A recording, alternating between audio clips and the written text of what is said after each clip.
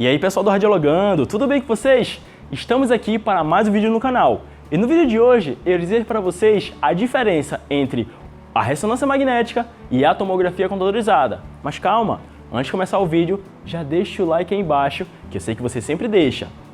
E se você ainda não é inscrito no canal, tá perdendo tempo por quê? Já se inscreve no canal, ativa as notificações para não perder nenhum vídeo e também ficar por dentro de todo o conteúdo. Você também poderá me seguir nas redes sociais, @IgorJúlioProf, onde além de você acompanhar as postagens, poderá radiologar de pertinho comigo, ok? Sem mais delongas, vamos para o vídeo?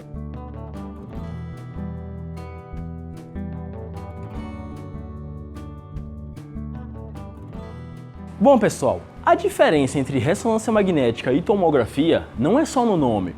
Basicamente, aparentemente, na imagem a ser produzida é semelhante, só que todo o processo para a formação de imagem, características de reconstrução de imagem é totalmente diferente. A ressonância magnética, por sua vez, ela trabalha com radiação não ionizante, com os princípios físicos de ondas de radiofrequência e princípio de magnetismo.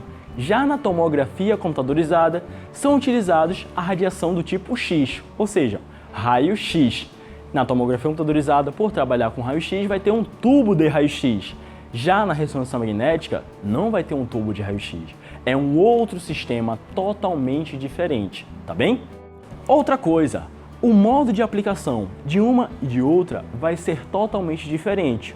Por exemplo, a ressonância magnética, ela vai ter umas características, as propriedades físicas mais apropriadas para estudar as partes moles do corpo humano. Ou seja, tecidos moles, como por exemplo, músculos, região abdominal, região de ligamentos, algumas regiões articulares, entre outros órgãos e outras estruturas do corpo humano.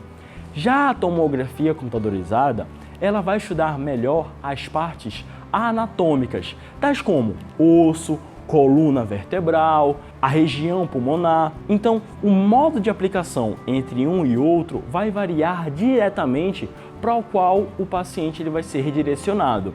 Tomografia e ressonância são técnicas totalmente distintas. Bom, pessoal, basicamente, quando você vai realizar uma tomografia e uma ressonância, o equipamento ele pode aparentar ser o mesmo. Como vocês podem observar aqui, um equipamento de tomografia e um equipamento de ressonância. Eles são semelhantes, certo? Ok, mas eles trabalham de uma forma diferente. Na tomografia computadorizada, pelo fato de termos um tubo de raio-X, iremos trabalhar com radiação ionizante. Já na ressonância magnética nuclear, a gente vai trabalhar com radiação não ionizante, ou seja, ondas de radiofrequência que serão produzidas pelas bobinas. Então, basicamente, a diferença entre uma e outra é que uma tem radiação ionizante e a outra não tem radiação ionizante. Qual das duas pode oferecer um risco? A que contém radiação ionizante. A ressonância magnética basicamente não vai oferecer nenhum risco à sua saúde em relação ao fato de utilizar radiação não ionizante.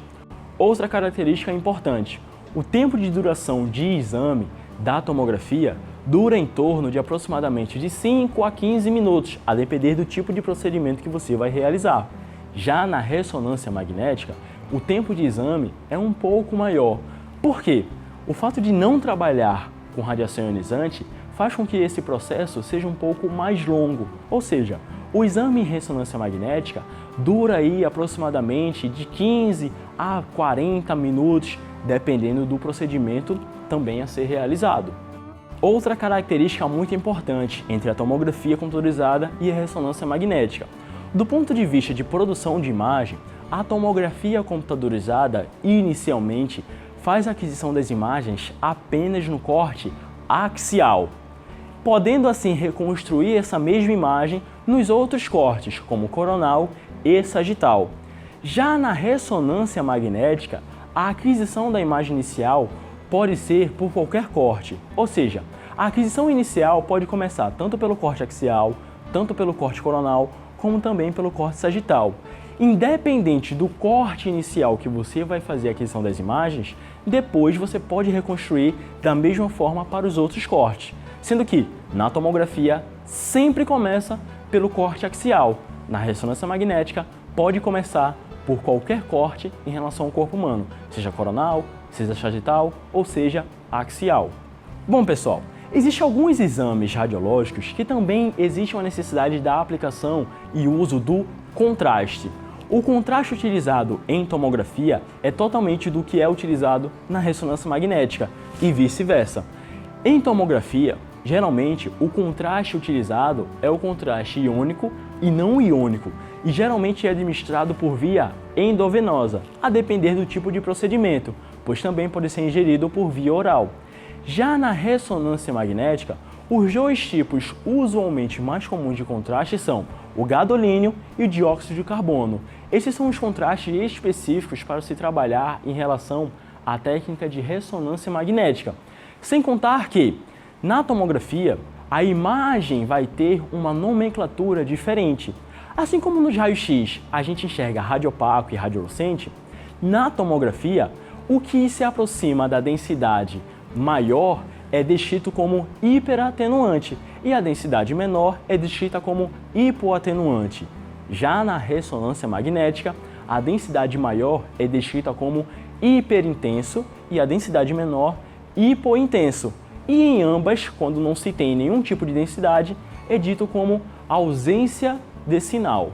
Detalhe pessoal, para você que já realizou um exame de tomografia ou já realizou um exame de ressonância ou vai realizar ou vai trabalhar, existem também algumas características em relação à instalação do local. Quando você vai realizar um procedimento de tomografia, basicamente o paciente ele vai precisar tirar todos os objetos metálicos para poder fazer o exame, mas na sala de exame não tem problema nenhum em ficar objetos metálicos.